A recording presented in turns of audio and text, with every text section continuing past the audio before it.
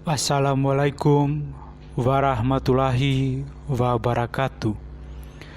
Bagaimana kabar kalian? Semoga selalu diberi kesehatan dan keberkahan oleh Allah SWT. Pada cerita kali ini, admin akan mengisahkan dari akun Twitter Wahyu Arianton.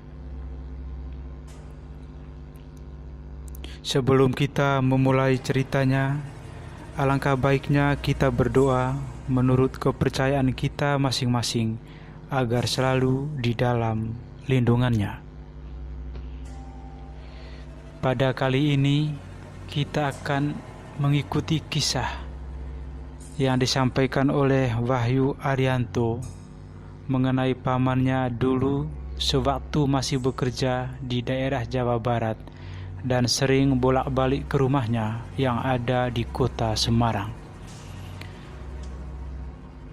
Sebelum masuk ke cerita, saya akan mengulas sedikit tentang Alas Roban dari beberapa sumber. Alas Roban mungkin terdengar seperti tempat biasa bagi kebanyakan orang. Tapi bagi masyarakat Jawa Tengah, daerah ini punya kesan tersendiri.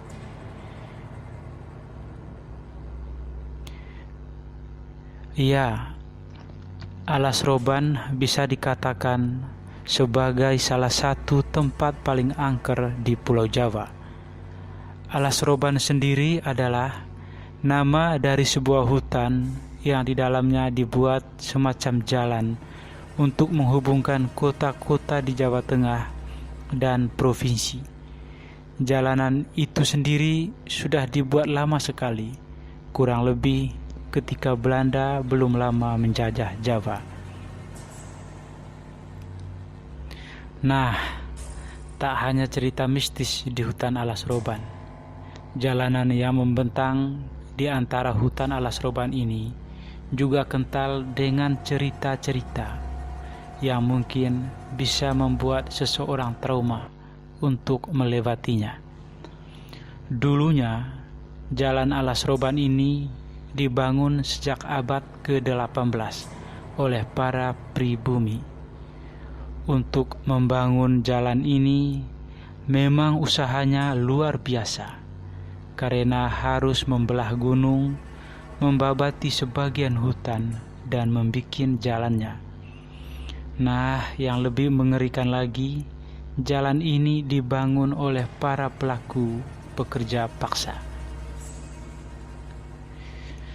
Ya, orang-orang pribumi dengan jumlah ribuan dipaksa untuk membuat jalan sepanjang itu.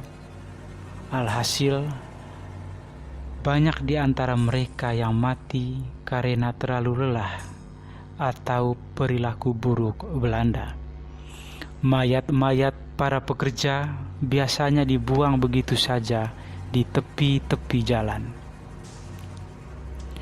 Makanya kemudian di tempat ini sering muncul suara-suara atau mungkin penampakan ngeri mereka. Melewati jalan Alas Roban tak hanya harus dengan kendaraan yang oke, tapi juga mental yang kuat. Soal kendaraan yang harus sangat layak jalan, hal ini memang dibutuhkan karena jalanan di sini cukup ngeri. Jalannya berkelok-kelok dan di sejumlah titik cukup curam naik dan turunnya. Soal mental, jelas hal ini dibutuhkan karena apa yang terjadi di perjalanan nanti kita takkan pernah tahu.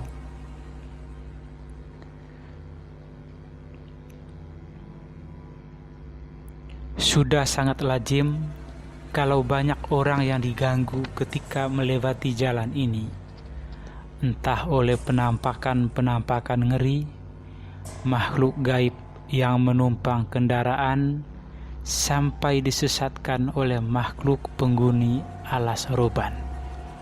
Di beberapa spot, jalanan Alas Roban ini sangat gelap dan biasanya sering terjadi kejadian gaib. Nah, dari kengerian itu,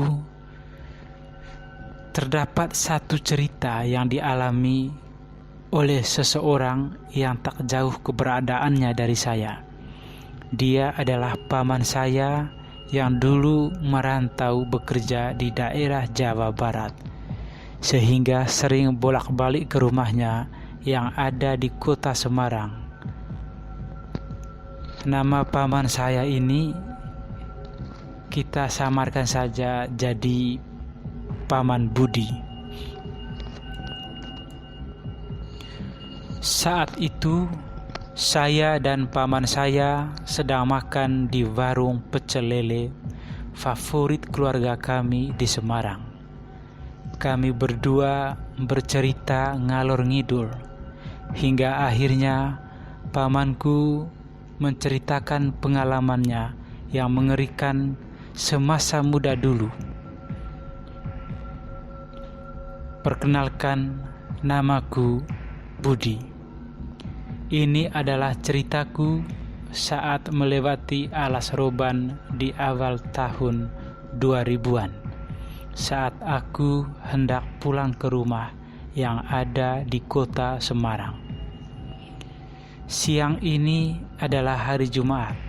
Sebelumnya, aku sudah mengambil cuti untuk 2 hari di hari Senin dan Selasa depan, dan pulang ke rumah bertemu dengan keluarga. Oh iya, beberapa hari sebelumnya aku sudah janjian dengan kawan lamaku, namanya Rifkan, yang juga akan pulang ke daerah Demak. Jadi kami akan pulang bersama dengan mobilku dari tempat kami berada. Sepulang kerja, aku langsung bergegas mandi dan bersiap langsung mulai perjalanan. Sore itu terasa sangat damai dengan udaranya, suara anak-anak kecil di pelataran dekat kontrakan terdengar sangat ramai. Rif, aku sudah siap tunggu di depan kontrakanmu ya, ucapku di dalam telepon, memberitahu Rifkan kalau aku akan berangkat.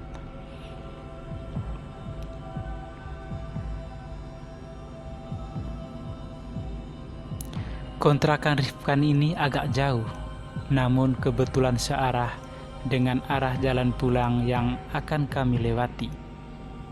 Saat hampir sampai, aku lihat Rifkan sudah menunggu di depan kontrakannya. Ayo, seruku kepada Rifkan. Sambil membuka kaca mobil, Rifkan langsung memasukkan tas punggungnya di kursi tengah dan dia duduk di kursi depan menemaniku. Dari kontrakan Rifkan jam sudah menunjukkan pukul 5:15 sore. Di tahun tersebut jalan tol belum ada seperti sekarang. Jadi satu-satunya jalan bagi pengendara di jalur utara harus melewati jalan Pantura ini. Dan jalanan Alas Roban masih melewati bukit dan jalannya berkelok-kelok curam, yang sekarang dikenal dengan Jalan Alas Roban Lama. Doa dulu Gus, ucap Rifkan. Masing-masing dari kami berdoa di dalam hati. Jalanan sore ini terlihat padat, tetapi padatnya wajar, tidak sepadat jalanan seperti sekarang. Singkat cerita, kami berdua tiba di Brebes hampir jam 11 malam karena kami berhenti sholat dan makan sebentar saat sampai di Indramayu. Brebes, Tegal, Pemalang sudah kami lewati dan akhirnya kami tiba di Pekalongan sesaat sebelum sampai di Alas Roban. Kala itu tidak ada sama sekali pikiranku memikirkan hal yang aneh-aneh, karena sudah beberapa kali aku pulang menuju Semarang dan bertemu malam hari.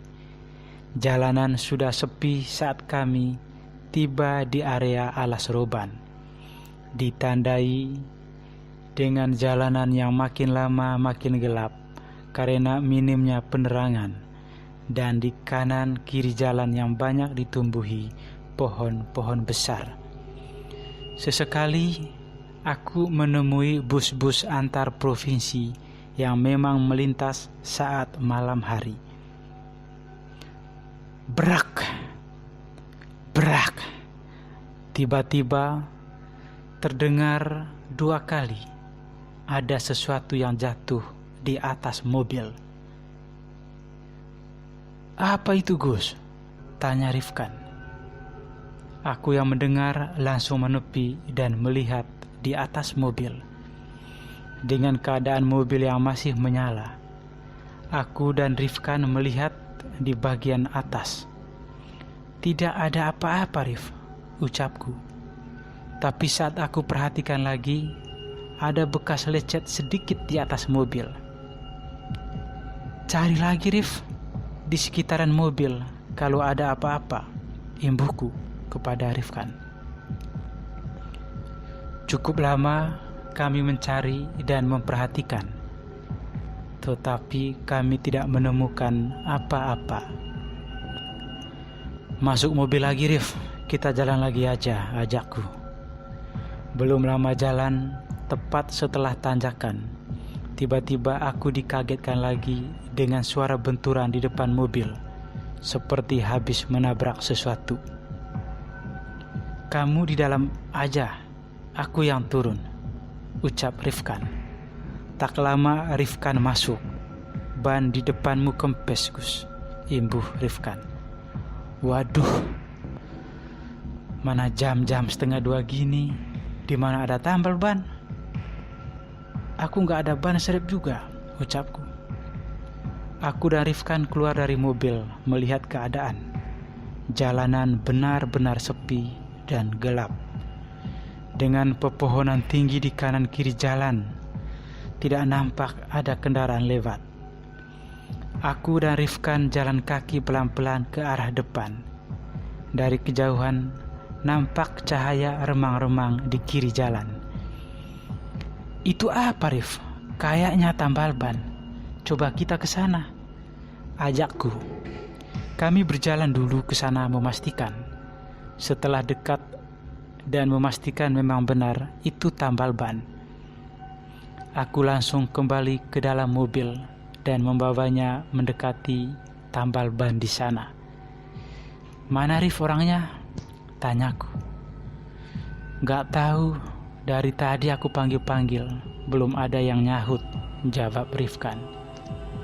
Lama tak menemui jawaban, kami memutuskan menunggu di depan tambal ban tersebut. "Ente nopo, Mas?" "Maksudnya ada apa, Mas?" tanya seorang laki-laki tua yang tiba-tiba datang. "Astagfirullah," Rifkan kaget dengan kedatangan laki-laki tersebut yang tiba-tiba. "Niki, Pak, ban ekulo bocor, ajeng nambal saget."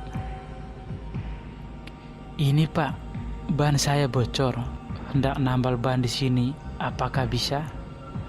tanyaku. "Oh, saget. Monggo pinarak meriki, Mas."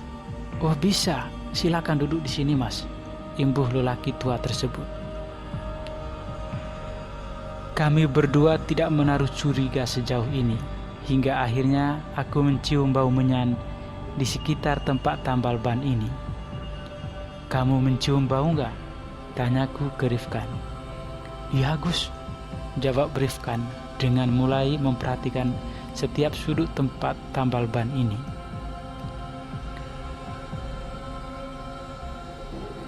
Dalam hati, aku ingin lekas pergi dari sini.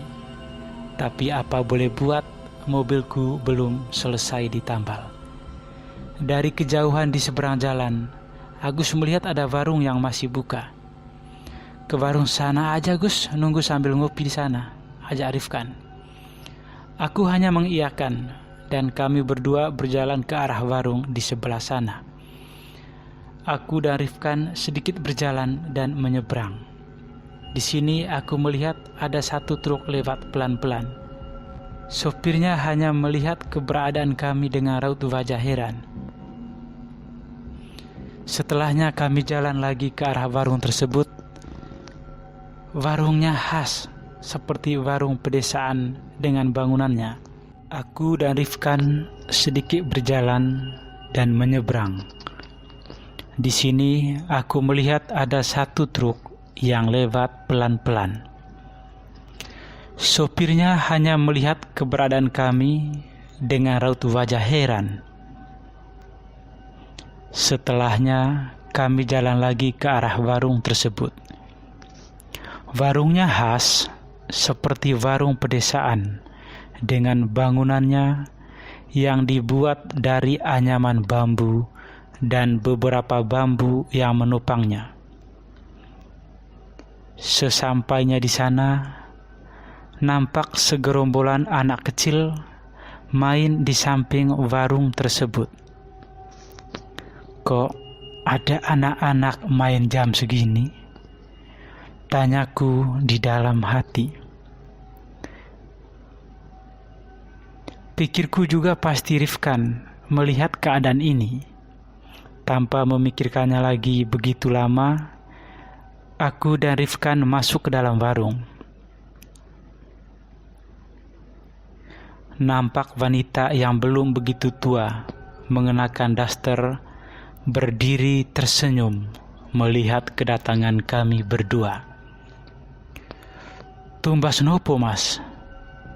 tanya ibu-ibu penjual warung tersebut. "Kopi panas kalih, Bu." "Kopi panas 2 maksudnya," jawabku. Tak lama kopi datang. Aku dan Rifkan ngobrol mencairkan suasana. "Rif, ngerasa ada yang aneh gak? Kok ada anak-anak main jam segini?" tanyaku ke Rifkan. "Anak-anak di mana?" tanya Rifkan. "Iya, itu di samping warung. Ini suaranya kedengaran juga kok. Masa kamu gak tahu?" ucapku. Tanpa menjawab, Rifkan yang mendengarku langsung keluar melihat samping warung. "Mana? Nggak ada apa-apa. Jangan nakut-nakutin, Gus," imbuh Rifkan. Situasi mulai tegang. Ibu-ibu penjual warung tiba-tiba hilang, entah kemana. Aku dan Rifkan memutuskan untuk bergegas kembali ke mobil. "Bu, sampun." "Bu, sudah," ucapku memanggil ibu penjual warung. "Bu." Berkali-kali aku memanggil, tapi tidak ada jawaban. "Bu, sampun." Gantian Rifkan yang ngomong, tapi masih saja tanpa ada jawaban. Sekali lagi aku memanggil, "Bu." Bukannya jawaban dari ibu penjual warung tersebut yang kami dapat. Kami malah dibuat kaget dengan suara yang kami dengar. "Hihihihi." Terdengar seperti suara wanita tertawa, sangat keras dan melengking dari luar warung. "Gus, Gus," Rifkan memanggilku. Aku hanya menatap Rifkan tanpa mengeluarkan kata-kata. Apapun, nampaknya Rifkan paham. Aku pun juga menyadari suara tersebut. "Gus, Gus," Rifkan memanggilku. Aku hanya menatap Agus tanpa mengeluarkan kata-kata apapun. Nampaknya Rifkan paham, aku pun juga menyadari suara tersebut. Kami berdua bergegas keluar warung, mencari dari arah mana suara tersebut, dan melihat ke arah belakang warung. Astagfirullahaladzim. Astagfirullahaladzim. Kami berdua istighfar sama-sama. Apa yang kami berdua lihat, ternyata ada wanita berdiri tegak, berjubah hitam sangat panjang di samping pohon di dekat warung tersebut. Matanya terbelalak putih dengan wajah pucat dan rambut panjangnya. Anak-anak kecil yang tadi aku lihat pun berlari menghampiri perempuan tersebut. Aku lihat anak-anak tersebut ada yang wajahnya hancur dengan banyak luka di badannya. Sangat jauh beda dengan saat awal aku melihatnya tadi. Hihihi. Aku melihat wanita itu tertawa lagi, membuat telinga kami berdua sakit. Gus, ayo Gus balik ke mobil cepat, ajak Rifkan. Saat lari ke mobil lagi, kami berdua dikagetkan. Tambal ban yang kami hampiri sekarang sudah tidak ada, entah hilang kemana. Yang kami lihat hanyalah mobil kami di tepi jalan yang sebelah kirinya ada pohon besar dan jurang yang di dalamnya belantara yang sangat gelap. Aku nggak peduli, banku masih kempes. Kami berdua bergegas masuk ke dalam mobil. Gus, banmu gimana? Tanya Rifkan. Udah Gus, yang penting kita lekas keluar dari sini, jawabku. Suara perempuan tadi masih sangat jelas menemani kami berdua. Aku berusaha menghidupkan mobil, lagi-lagi sial. Dan aneh, tiba-tiba mobilku sulit dihidupkan. Kenapa Gus? Tanya Rifkan. Tiba-tiba susah dihidupkan mobilku, jawabku. Sholawatin dulu Gus, imbu Rifkan dengan wajah tegangnya, tapi berusaha berpikir tenang. Allahumma sholli ala Muhammad. Aku mengucapkannya 3 kali, lalu aku memutar kunci lagi. Hidup Rif, ucapku. Mungkin ini keajaiban dari setelah untaian sholawat yang kubaca. Sehidupnya mobilku, aku bergegas menginjakkan gas dan cepat pergi dari tempat ini. Namun, nasib baik belum juga menghampiri kami. Rehat bentar dulu ya Mas. Mau refill kopi agar kuat melek. Oke, lanjut tipis-tipis. Belum lama jalan, tiba-tiba brak. Lagi-lagi ada sesuatu yang jatuh dari atas mobil. Udah gak usah digagas, lanjut aja, seru Rifkan. Ini jam berapa sih Gus? Aneh banget gak ada kendaraan lewat, tanya Rifkan. Aku melihat jam. Jam 3 Rif, jawabku. Memang aneh, kenapa tidak ada kendaraan sama sekali? Normalnya di jam segini masih ada kendaraan besar yang melintas walaupun tak banyak. Tapi pikiranku gak mau memikirkan itu. Aku hanya fokus agar cepat keluar dari alas roban ini. Gus, hati-hati, teriak Agus dibarengi denganku yang melihat wanita berjubah hitam yang kami temui tadi melintas tepat di depan mobil kami. Aku yang kaget spontan langsung banting setir dan menginjak rem mendadak. Tit. Tiba-tiba terdengar suara klakson di telinga kami. Aneh bin ajaib. Saat berhenti, mobil kami berhadapan dengan truk muatan barang. Gus, minggir dulu, ajak Rifkan. Rif, wanita tadi mengikuti kita. Tadi nyebrang kamu lihat kan? Tanyaku. "Iya Gus, aku melihatnya. Dia tidak membiarkan kita pergi," ucapnya. Sesaat terdengar ada yang mengetuk kaca mobilku. Dari dalam terlihat bapak-bapak berboncengan dengan ibu-ibu yang nampaknya suami istri. Aku buka kaca mobilku. "Kalian tidak kenapa-kenapa, Mas?" tanya bapak tersebut.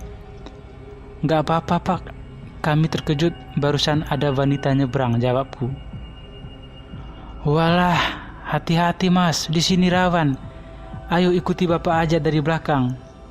Mampir ke rumah bapak. Ke rumah bapak setelah alas roban. Nama saya Pak Rahmat, ini istri saya," ucap bapak-bapak tersebut. Singkat cerita, aku mengikuti Pak Rahmat dari belakang. Di setiap tikungan, aku lihat Pak Rahmat tampak membunyikan klakson motornya. Kami tiba di rumah Pak Rahmat sesaat sebelum azan subuh berkumandang. Bu Rahmat tampak langsung ke belakang rumah dan kembali dengan nampan yang berisikan teh hangat 2 gelas. "Diminum dulu Mas," ucap Bu Rahmat. Tiba-tiba azan subuh berkumandang. "Mas, ayo sholat subuh dulu."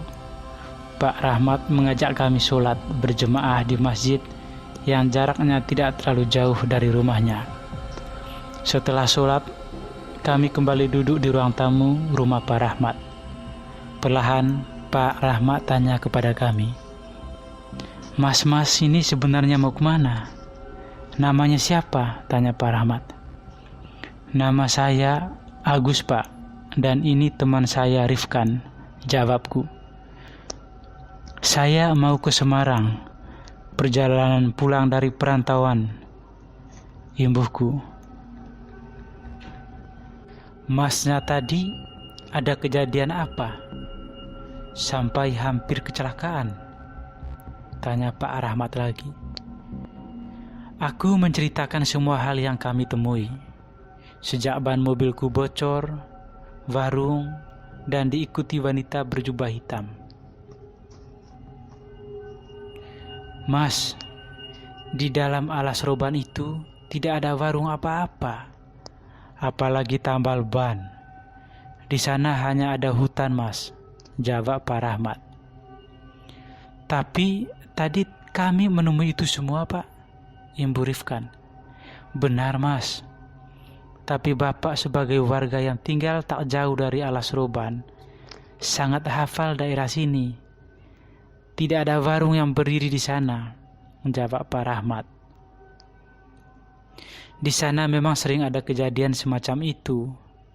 Belum lama ini, ada kecelakaan mobil satu keluarga. Semuanya meninggal. Dan masih banyak lagi cerita pengendara yang diganggu. Itu sudah terjadi sejak lama," imbuh Pak Rahmat. Aku dan Rifkan hanya menelan ludah sambil menenggak teh yang dibuatkan Ibu Rahmat tadi.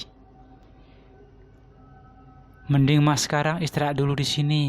Nanti siang atau sore baru lanjut perjalanan," pungkas Pak Rahmat melihat keadaan kami. "Gimana Rif?" tanyaku ke Rifkan. "Terserahmu aja Gus," jawabnya. "Ya udah, kita di sini dulu sampai siangan nanti. Keadaan kita sok dan lelah seperti ini," ajakku, dan Rifkan hanya menurut. Kami ditunjukkan ke kamar anaknya Pak Rahmat yang kosong, karena sekarang kerja merantau di Jakarta.